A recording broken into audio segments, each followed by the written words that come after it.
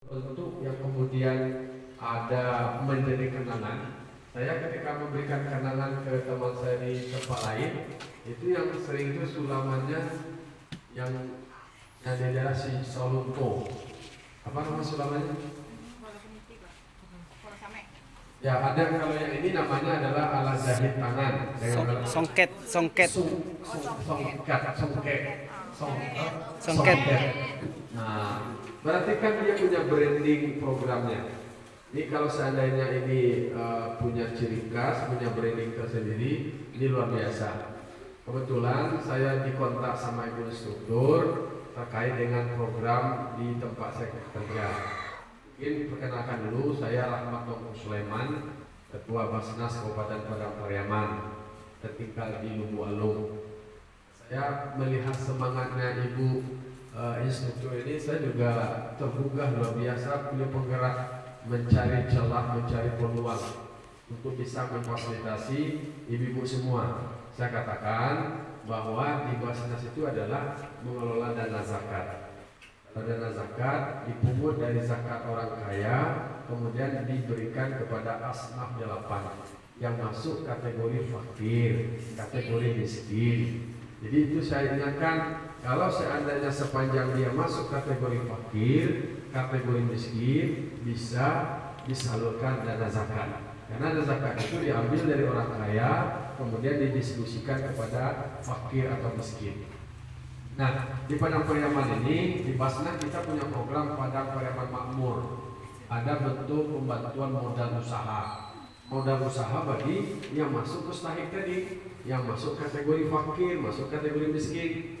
Nah, tapi kita berdoa supaya jangan kita masuk kategori fakir atau miskin.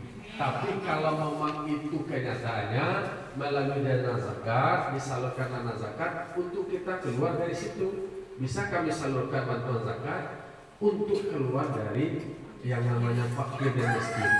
Nah dulu kok mantap-mantap do Basnas nyu fakir tadi, nyu miskin tadi. Allah saka luar tadi sulit keterangan miskin dari Pak Wali Negari. Basnas tidak seperti itu inginnya. Kita ingin kita bantu, kemudian supaya keluar. Jangan miskin kadang-kadang piti dibantu hanya 1 juta atau 2 juta, awaklah manian mendefinisikan diri awak miskin. Yang fakir itu adalah man laisa lahu malun wala kasabun. Orang yang tidak punya usaha, tidak punya harta, tidak terpenuhi kebutuhannya. Hanya 25% kebutuhannya terpenuhi. Itu yang fakir. Kalau dicari Jakarta, kok ancang-ancang aja deh. Kami mani-mani, tak cilang saja. Boleh kalau lah pakai mie aku, ada. Ancang aja deh. Lalu kemudian cahyo. Kemudian yang kedua yang miskin itu dia adalah kebutuhannya 100 terpenuhi baru 50%, maka bisa penerima. Nah kita ingin supaya ada yang berusaha, kita tambah modalnya supaya kemudian dia bisa keluar, punya semangat. Karena dalam Al-Quran, innallaha la yughayyiru ma biqaumin hatta yughayyiru ma bi anfusihim. Sesungguhnya Allah tidak rubah nasib keadaan satu kaum kecuali dia sendiri yang mau berubah. Tapi kalau sudah ikut pelatihan ini, saya menangkap rasa aura semangat keluar dari itu luar biasa. Berarti adalah mau berubah. Yang berubahnya itu adalah kita. Semangatnya adalah dari kita. Dimulai dari diri kita sendiri. Jangan bukti mau ikut pelatihan. Jangan ikut pelatihan kita punya keterampilan. Kalau kita sudah punya keterampilan, harus ada bekerja. Dalam kajian keagamaan ada 3 hal yang mesti harus diperhatikan. Yang pertama itu adalah jadi. Jadi itu adalah sungguh-sungguh. Dalam bahasa pesantrennya manjada wajada. Siapa yang bersungguh-sungguh pasti dia sukses. Itu teori kehidupan. Banyak orang yang sukses, banyak orang kaya. Jangan dipandang pada saat suksesnya saja, tapi menjelang dia sukses itu dia berjuang. Kenal ibu dengan Raffi Ahmad? Pastilah, apalagi ini ibu milenial yang banyak kan. Nah, mereka update status, bahkan mungkin juga mengikuti Instagramnya Raffi Ahmad. Raffi Ahmad itu kalau kita baca ceritanya, dulu ya berjuang lah dia. Orang tuanya, papanya, kemudian sudah meninggal, kemudian dia pergi merantau ke Jakarta, dia berjuang. Karena dia sungguh-sungguh, kemudian dia berhasil. Jadi ini unlimited, tidak pamerek, apalah itu, tidak jalan merek, banyak titik. Yang kedua itu adalah yang namanya tekun. Kalau kita tekun di dalam kajian agama disebut namanya adalah al-muwazabah. Tekun. Kalau kita tekun ulet cekatan, tidak ado, tidak kasar, selesai kasarnya. Nambare bisa menjadi ringan, dan jauh bisa menjadi dakil, dan sulit bisa menjadi mudah. Indah kayu jajan di jadi ado juga nak diawai. Apalagi ibu Minang tu punya kreatif. Lagi nagari Padang Bintungan lo. Pastinya punya kecamatan Rasawaris, pasti kasado punya keterampilan memasak. Iya kan? Ini pandai masak kan?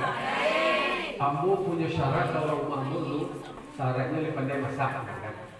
Oh, ambo dulu kuwi payah makan, payah selera makan. Akhirnya alhamdulillah dia lebih pandai memasak, lebih lama masakannya, yo bakal cepat makanannya. Nah, intinya adalah kalau dulu orang kasai loh, ketika bulan puasa sebulan 4 nah polisiko kan dia ada orang tua kok, buat pembukuan, buat bondo, buat lape, donde, buat boreang, buat alat atau pegai, aleh. Kalau sasulik-sulik kaji, kok nyampang singkir semua lewat, alun dapet yang lebar mulai.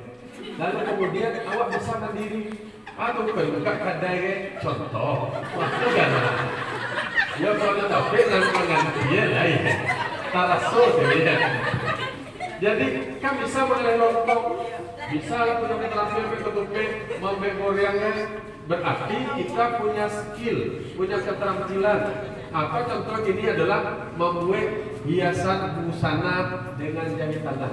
Itu kan skill. Kalau tekun awak. Kalau leparu dilatih dari, insya Allah kita punya keahlian.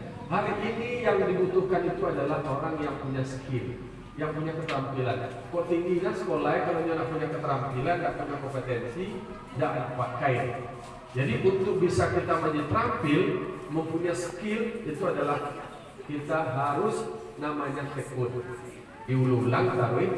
Diulang dari kullu ma yatakarraru karun. Kalau sudah diulang-ulang, inyo akan dapat pas. Jadi kalau lah dia itu kalau dapat jadi dia tempangnya baru ulang saja. Alunnya lurus dia tempangnya baru. Kok tempangnya baru alun lurus? Ya tidak. Kalau lah lurus berarti lah punya keterampilan bagus. Yang ketiganya itu ada aspek kontinuitas. Ada sustainability, ada keberlanjutan. Kalau akan memproduksi nama kini itu adalah hiasan busana, kalau ada orang akan kembali, dia punya target. Bisa ada produksi dalam satu hari itu 10. Kalau dalam sebulan adalah ada ini tuh 30 kali 10, 300. Bisa tidak memproduksinya 300 sebulan? Pasaran ada, berarti harus ada kesinambungan. Dan ini dibuat besok 1 kilo, habisnya gue itu 1 kilo. Namun tidak dapat kesinambungan. Jadi fokus di situ harus ada aspek mulazamah. Di aspek mulazamah ada kesinambungan. Di itu kami di Basnas melalui ibu instruktur kok ada yang masuk kategori tadi butuh tambahan modal usaha. Kami di Basnas berkewajiban untuk menyalurkannya sepanjang PTN ya dong. Kalau ada PTN itu balik sebenarnya. Oke, barangkali itu saja. Kalau ada pertanyaan, Eko Pak Kajan mana kok demi ibu instrukturmu? Karena beliau semangat melalui messengernya. Lah mulai baca di mas oleh kamu. SD baca cari. Ampun apa lah. Kalau ada pertanyaan silakan. Ada tanya orang? Alah toh. Barangkali itu saja. Saya tadi dari Sungai Limau melantik UPZ Nagari Kecamatan Sungai Limau. Pak Kajan kamari untuk bertemu sama ibu-ibu yang kreatif, inovatif, cantik dan smart. Karena memang kita harus, apalagi ibu kalau dalam pelayanan memproduksi tentu harus pandai mengambil, pandai tersenyum, Gak mau buduin, tiba pelayan orang gak boleh buduin. Harus raja aja pelayanan, gue keterampilan, aduh narwa jua, cara manjua. Kadang-kadang aduh nak kanya jua, cara manjua mencari orang kok ketus ya. Itu para dulu, aja tuh bacamin boleh. Harus bacamin. Kalau nak bacamin, mereka salah mesti tiba kemarin juga. Oke, kalau tidak ada bertanya, nanti tindak lanjutnya kalau dia memang ada kategori sepanjang itu masuk mustahik, kita verifikasi dan itu kewajiban kami untuk menyalurkannya sepanjang uangnya ada. Barangkali itu saja. Terima kasih atas waktunya, silaturahimnya. Tetaplah kalau lihat nomor WA web group kemudian terus berdiskusi, saling menyemangati, kemudian saling bertukar pikiran. Karena kalau mengelola sebuah bisnis dengan jamaah penuh dengan kepercayaan, insya Allah hasilnya juga akan besar. Oke, hapus untuk kita semua. Terima kasih.